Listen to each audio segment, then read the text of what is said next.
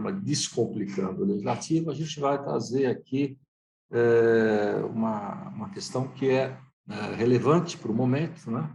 Até porque tem prazo, né? Eu estou falando aqui para os senhores do HELP, né? E não é HELP com H, né? É HELP com R, né? O manual do Programa de Reescalonamento dos Pagamentos de Débitos no âmbito do Simples Nacional. Então, isso o senhor lembre bem, né? Na virada do ano, o presidente da República disse que ia vetar o projeto de lei, porque significaria uma renúncia fiscal, e ele não poderia, como presidente, ser favorável, mas ele, voltando ao Congresso, ele achava que os nossos congressistas deveriam aprovar o programa. De fato, aconteceu, só que aconteceu, mas não foi para frente. Justamente por quê? Porque o Ministério da Economia deu uma segurada, dizendo, bom, maravilha, vamos ter que, de fato, arrumar dinheiro por conta dessa renúncia fiscal. E demorou um pouco o prazo, né? Inclusive, criou uma certa polêmica essa questão, né? E não, de forma bastante concreta, porque foi se postergando, né? Foi falado lá atrás que a adesão até dia 30 de janeiro, quem fez a adesão teria condições e poderia, enfim, no momento que saísse o HELP, né? Poderia fazer essa adesão ao programa, né? de rescalonamento da dívida, mas o programa, efetivamente, pela Receita Federal, estava pronto e adequado, faltava o aval do Ministério da Economia, que, de fato, soltou, repassando aí 1% da CSSL, na verdade, né, para quem é CSLL, para quem é do setor financeiro e de grandes atacadistas. Então, aconteceu isso, né, na verdade, essa mudança, para poder compensar o programa. E dentro dessa lógica toda, a gente vai falar um pouquinho do que temos do programa, né? E está aqui comigo o Chamon também, que vai bater um papo com a gente aqui, para a gente falar um pouquinho disso, né, Chamon?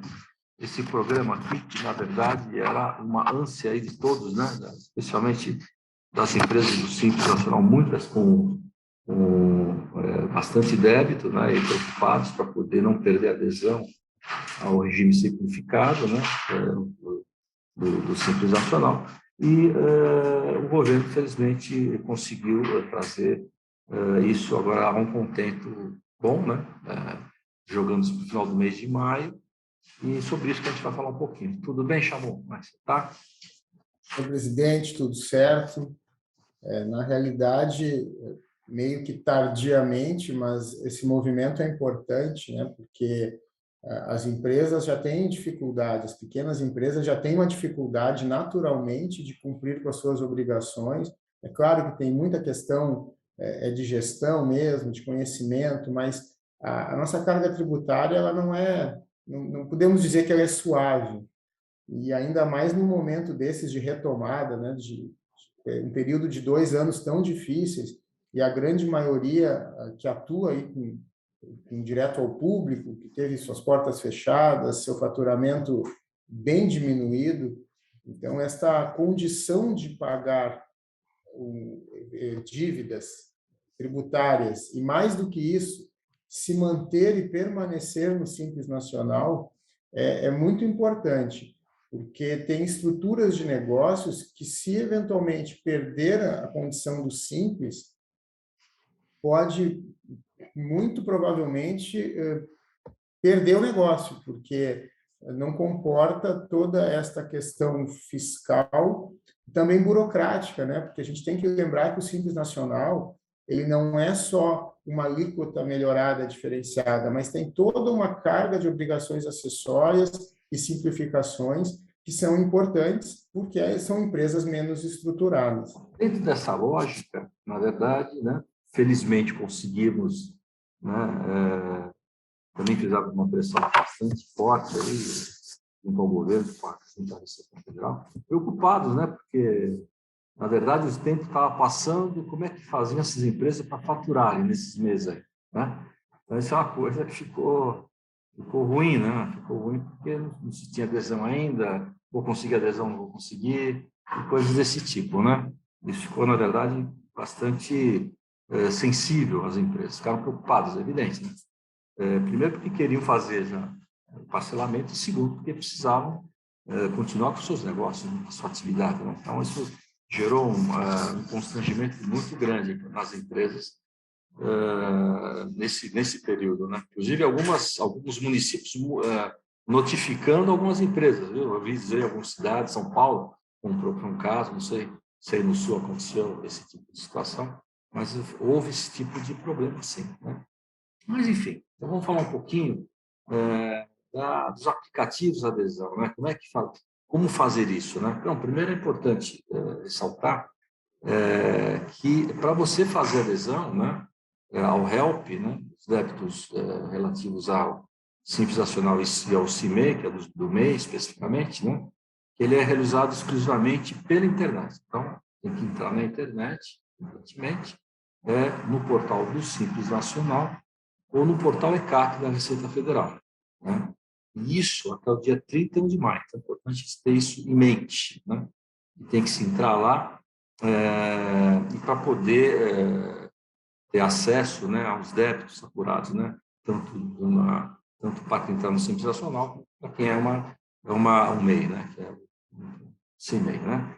Então, dentro dessa lógica, estamos falando aqui, redução de valores de juros e multas, né?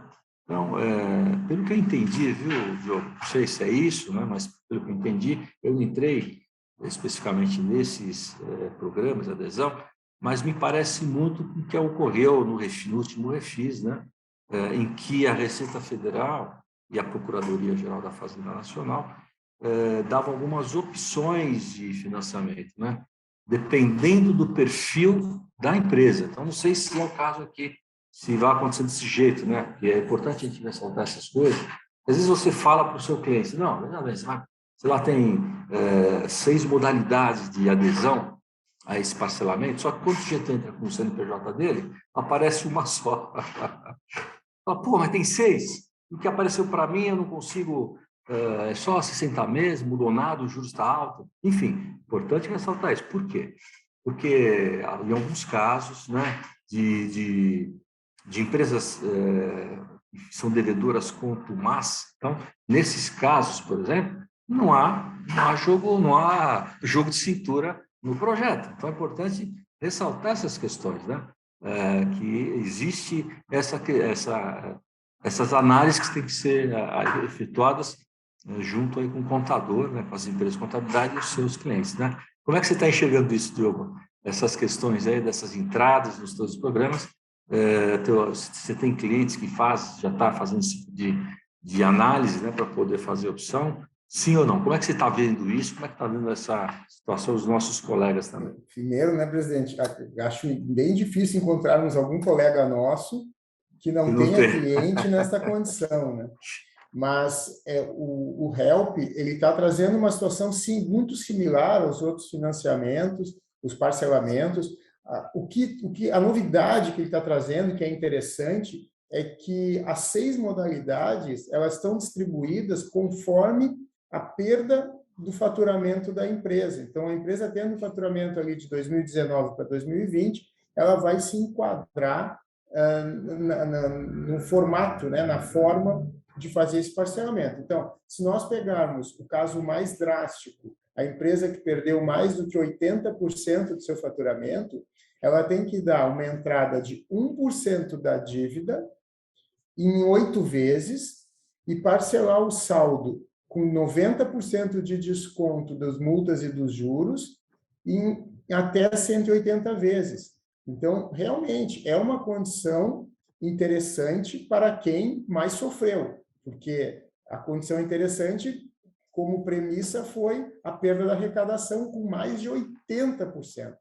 E aí nós vamos, gradativamente, as reduções proporcionais à redução do faturamento, até chegar à última modalidade, que é para a empresa que não teve perda alguma no seu faturamento, quer dizer, ou manteve no formato que estava, ou melhorou, ou aumentou o faturamento, Pode ser, essa também está contemplada, só que ela tem que dar uma entrada de 12,5% do valor da dívida e o restante parcelar nas mesmas 180 vezes, no entanto, com desconto de 65% nas multas, na multa e nos juros. Quer dizer, o parcelamento está aí, eu acho que ele traz esse gatilho interessante e justo para quem mais sofreu, e fica aqui demonstrado, né, nesse último exemplo, que mesmo que não sofreu com a pandemia, não tendo redução de faturamento, ou mesmo crescendo, ainda assim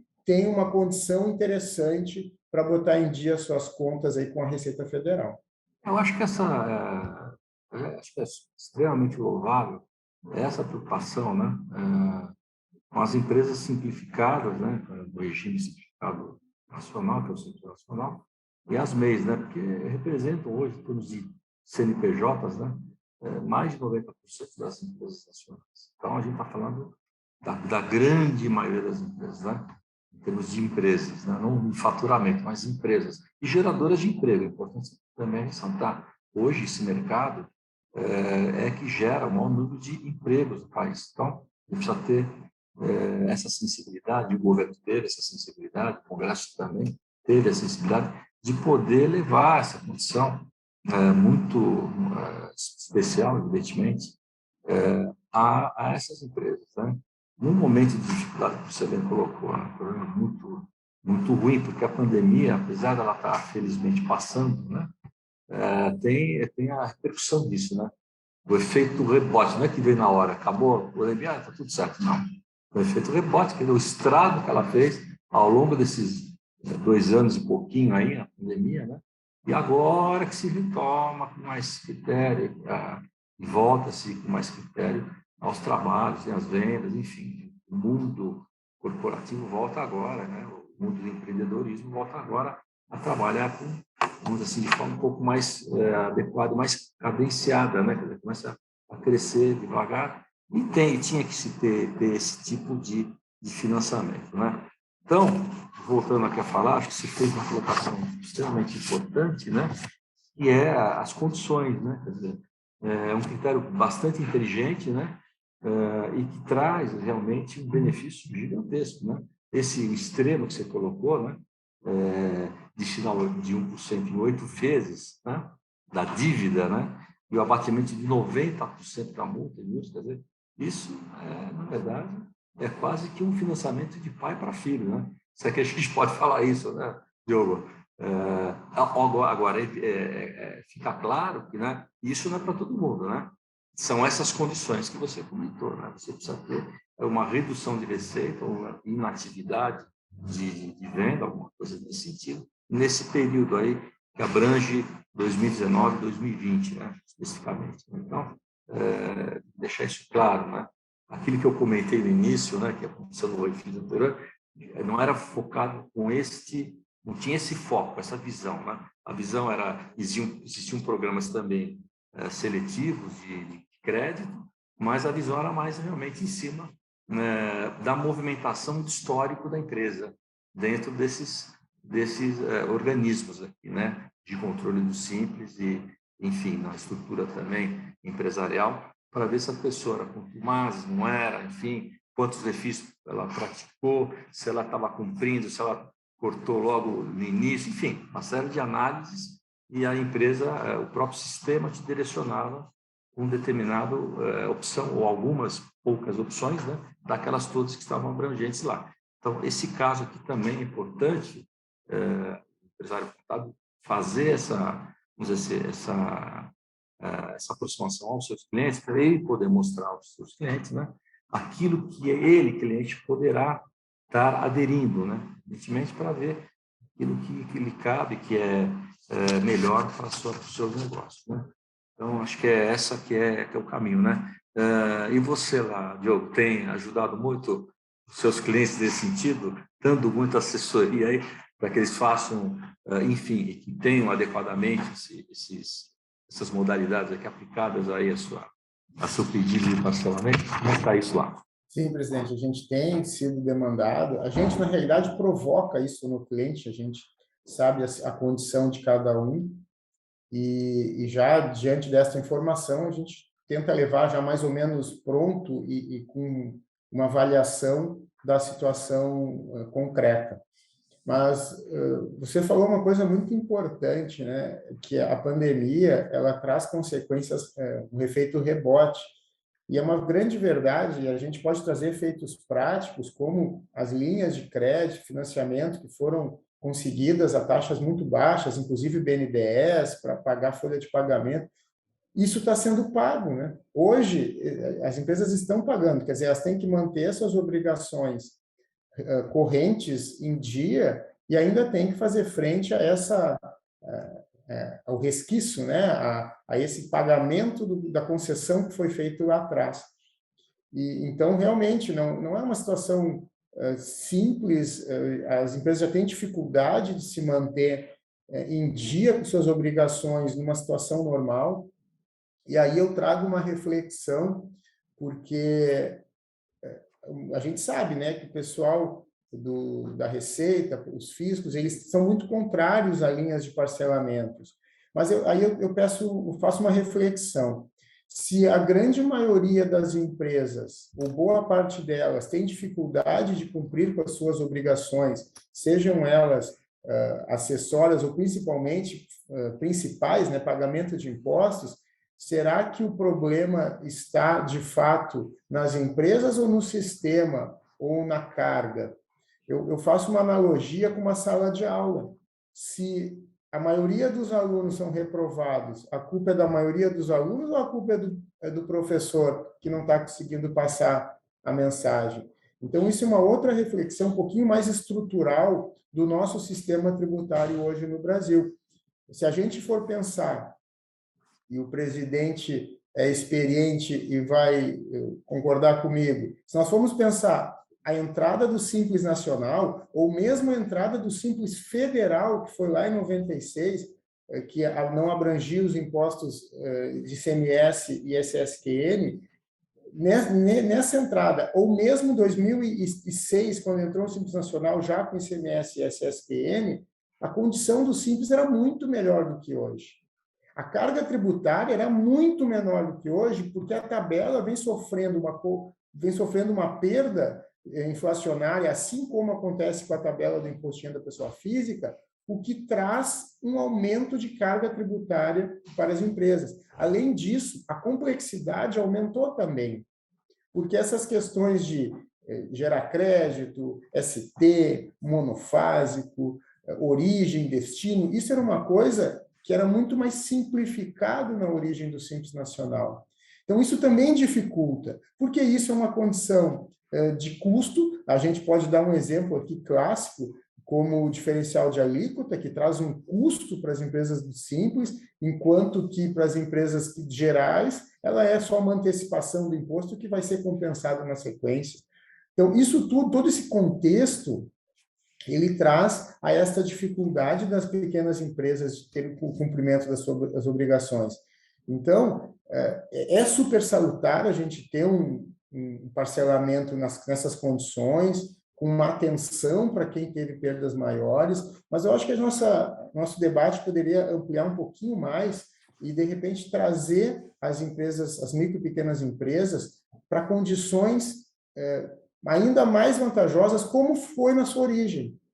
E realmente era um sistema, e assim, né, presidente, nós que estamos debruçados na reforma tributária, o Simples Nacional foi o início de uma grande reforma tributária, a implementação do Simples Nacional. Só que ele vem se perdendo no decorrer do tempo por essas questões que eu coloquei aqui. A perda da condição da tabela, né, de estar sendo corroída pelos efeitos inflacionários, e também por vários movimentos de burocracia, de complexidade, tirando aquela essência da simplificação também. O nome do tributo é simples, né, presidente? Pois é, é uma questão verdadeira, né? Especialmente a insensibilidade de estados e municípios, por exemplo, de não fazer adesão à tabela original, a tabela que a própria União tem sugerido, né? O valor é diferenciado, o sujeito ele é do simples até 4.800 hoje, né? Na tabela e no Estado e município, em 3 milhões e 600, ele desenquadra. Quer dizer, olha que coisa horrorosa, né? Quer dizer, o que acontece com essas empresas? Quer dizer, ela tem que trabalhar a tributação em 2 regimes, né? Quer dizer, é um absurdo, quer dizer, você pegar Estado e município e criar um regime normal, né? Ao passo que a regra, né, e a filosofia era de que todo mundo se enquadrasse no mesmo regime simplificado, né, numa única tabela, né? Quer dizer, isso ocasiona um problema muito sério, inclusive nos lançamentos, inclusive erros, né? Talvez por má orientação ou desconhecimento dos empresários, quer dizer, chega no faturamento, ele é desenquadrado, entra no regime normal de tributação e como é que fica? Como é que ele faz? Como é que ele emite a nota? Enfim, é uma confusão absoluta, isso é muito ruim, né? Cadê a E traz problemas para simplicidade, as né? empresas. Hein, presidente? Cadê a simplicidade nisso? A simplicidade vai embora, né? Mas esse é um negócio, infelizmente, né? Infelizmente, tem que ter, obviamente, um consenso de todos, né? Se todos pensassem igual e todos tivessem essa visão de unidade, pensando no país, óbvio que isso estaria acontecendo. Mas não, cada um pensa na sua caixinha, né? O Estado quer arrecadar mais, o município idem, então não adianta. Enfim, essa conjuntura como um todo, ela vem realmente de uma maneira difícil. Você colocou bem também a questão das correções da tabela, que trazem um aumento de carga indireta, né? Todo ano, né? A inflação está aí, né? Só não vê quem não quer ver, né? Que existe inflação, né? Então, o negócio é que não existe inflação, é uma mentira. Então, tem que corrigir a tabela. É uma atualização monetária que se faz, é um direito que você está dando ao cidadão, está dando ao empresário, né? Senão ele vai pagar mais imposto mesmo, não tem como, e é o que está acontecendo, como você bem disse, né, Diogo? Agora, voltando a falar um pouquinho desses financiamentos que a gente está comentando aqui, né? Essa adesão, esse critério, né, de acesso ao portal, mas a gente está falando aqui especialmente dos débitos com a Receita Federal do Brasil, né? ICMS e ISS, que está dentro do Simples, né? Mas nesse contexto, né? E tem um outro contexto de quem está inscrito na dívida ativa da União, né? Na PGFN, que também você tem adesão. Eles também soltaram uma portaria dando um prazo mais elástico, agora maior para esses casos, né? E o conceito é exatamente esse, né? Lá dentro da PGFN, que é o conceito de transição de débitos, né? Transição tributária, que realmente tem essa questão da composição e a forma de pagar, né? Que o prazo estava lá, eles tinham já estendido até 29 de abril e agora ficou até 31 de maio também de 2022. Então, é importante aqui ressaltar essa questão. E outra coisa, Chamon, me parece, né, que as empresas que não fizer, apesar da Receita Federal ter falado com toda a clareza do mundo, a gente, quem não fizer adesão ao Simples não vai poder usufruir desse benefício, dessa regulamentação, que era até 31 de janeiro. Mas, infelizmente, muita gente não fez adesão, né? Não fez adesão. Só que o próprio governo, vendo que não ia favorecer a todos, também expandiu esse prazo também para 31 de maio. Então, essa é uma outra novidade que é importante a gente ressaltar, né? Que as empresas que não fizeram adesão ao Simples até 31 de janeiro deste ano, né? Muitas não fizeram, ou esqueceram, enfim, né? Não fizeram. E agora também, esse prazo também foi estendido. Então, é importante ressaltar que, porque lá em janeiro, eu lembro muito bem, né? Antes de janeiro, final de dezembro, início de janeiro, tivemos uma reunião com o pessoal da Receita Federal, eles foram muito taxativos. Ó, quem não fizer adesão não vai poder depois se beneficiar desse refinanciamento da dívida, ok? Então, é importante que se faça a adesão, né? A um regime simplificado, né? Só que teve jeito que não fez. Então, também é dado novamente a oportunidade, a quem não fez, né?